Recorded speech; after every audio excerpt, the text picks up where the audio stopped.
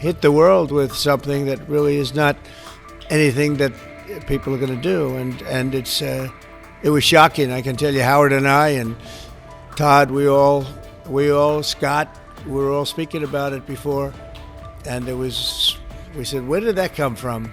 Tensions between the world's two largest economies are heating up again. U.S. President Donald Trump is set to meet Chinese leader Xi Jinping in South Korea later this month, amid a rare earth export spat that has rattled markets worldwide. The latest rupture comes after China announced sweeping new controls on rare earth exports last Thursday, affecting materials vital for electronics, defense, and green energy.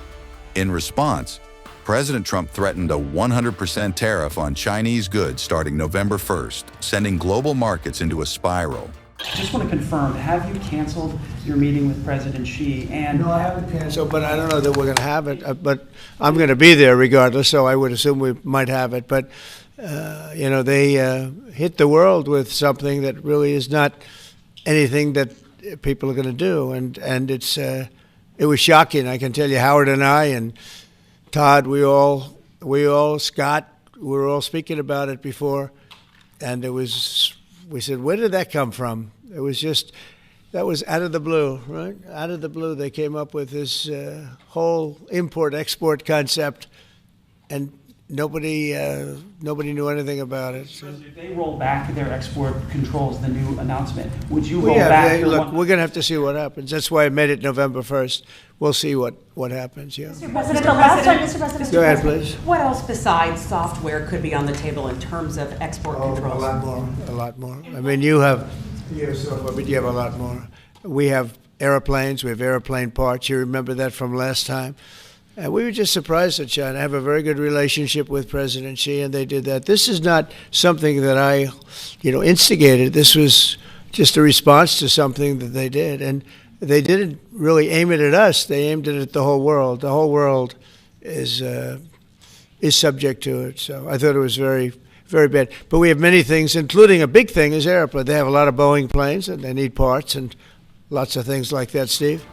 Speaking to Fox Business, U.S. Treasury Secretary Scott Bessent emphasized that all options remain on the table, but negotiations continue. He confirmed that the Trump-Xi meeting at the Asia-Pacific Economic Cooperation Summit in South Korea is still expected to go ahead. Bessent also revealed ongoing communications over the weekend between Washington and Beijing, and staff-level meetings with Chinese officials are planned in Washington during the IMF and World Bank annual meetings. Discussions with China's Vice Premier He Lifeng are also expected ahead of the summit.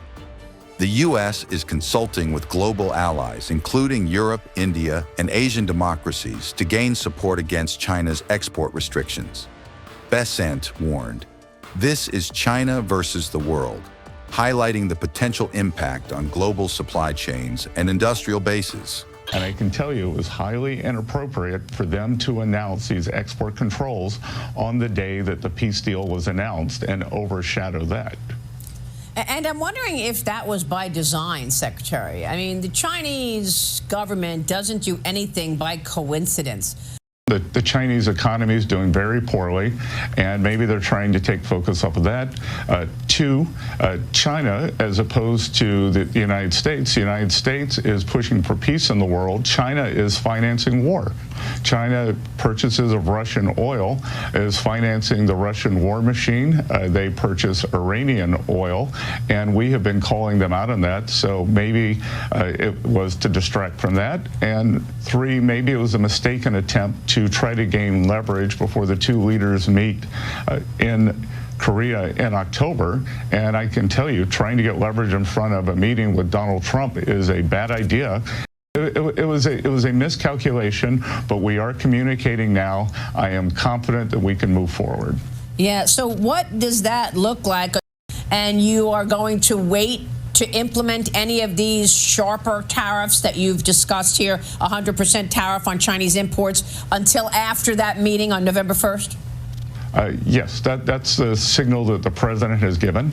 He did say in his ex post, or excuse me, in his truth post, that he could always pull it forward, but the idea is to give them time to meet and talk this out. They have a very good relationship, and I believe that the president thinks that this may have been, from a lower level official. The Chinese system is quite brittle, so this may not have come from Xi Jinping himself. This may have come, from a Chinese hardliner.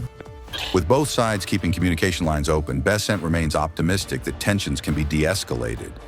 But with tariffs looming and rare earths at the center of a global showdown, all eyes will be on South Korea when Trump and Xi meet later this month. At the United States Embassy, this is an incredibly talented group of people that are representing the United States well, and their interactions with the Chinese government and the Chinese people, I think, are crucial to what the ambassador referenced about the need to improve dialogue and improve understanding between our two countries. I also want to thank the Chinese government, the leadership. They've been very generous with their time. We've had robust and very helpful meetings, which I very much appreciate. They have welcomed us in. I thank my colleagues for joining me on this trip. I think the ambassador made it very clear what we're trying to accomplish. We want to open up the lines of communication. Without any question, China and the United States are the two most powerful countries in the world. Our relationship is going to be the most consequential relationship in terms of what the world is going to be like for decades to come. It is really important that we work to strengthen that relationship and better understand each other. It is absolutely the case that we have disagreements, but everybody has disagreements. You have to set up mechanisms for being able to talk about those disagreements and resolve them in the most reasonable way possible.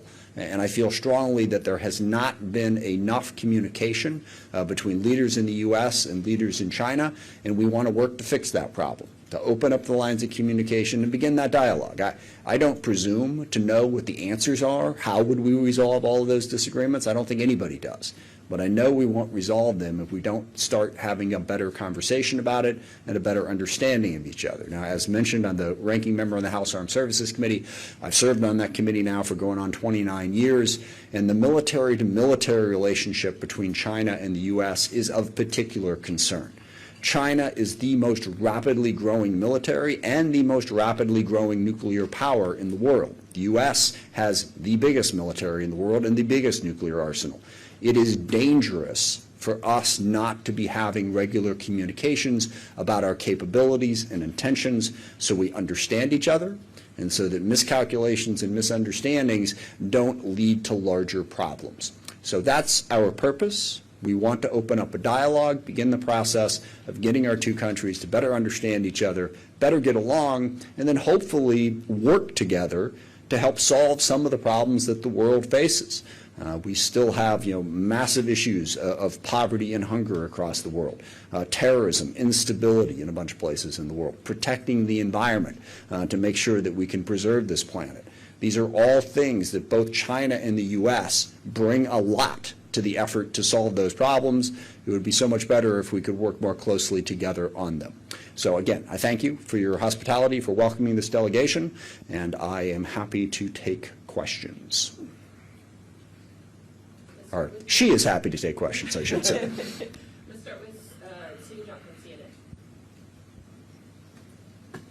CNN. Thank you, Stephen John with CNN. So, Congressman Smith, I think I read in your remarks and statements, you raised quite a few issues that are U.S. priorities with the Chinese, including fentanyl and rare earths. But I don't know if you noticed, in their readout about the phone call between the two presidents last Friday, they did not mention fentanyl. They did not mention rare earth. So that seems to indicate quite a different list of priorities. So my question to you is, how much do you think a visit like yours and your conversations could move the needle on those issues, especially when it comes to fentanyl and rare earths? And what are some of their main concerns or barriers for such cooperation as they have mentioned to you? And related to this, there is some analysts saying the Chinese have increasingly feel they hold the upper hand in dealing with the U.S. and all those issues. Did you get a sense of that? And how much of that do you think is them taking advantage of a polarized political environment in the U.S.? Thank you. That's a lot of questions in there. If I miss one of them, feel free to remind me. Look, but I mean, the basic gist of the whole question, it sort of gets at the core problem. There's a lot of misunderstandings on both sides. If you sat down with the Chinese leadership and asked them, okay, what are the issues? Where are you at? Where's the U.S. at? What's most important? What's least important? You would absolutely get a different set than if you sat down with the United States leaders and asked that same question. It's the basic of negotiations. As chair of the Armed Services Committee, I negotiated 4 different defense bills on 100 different issues.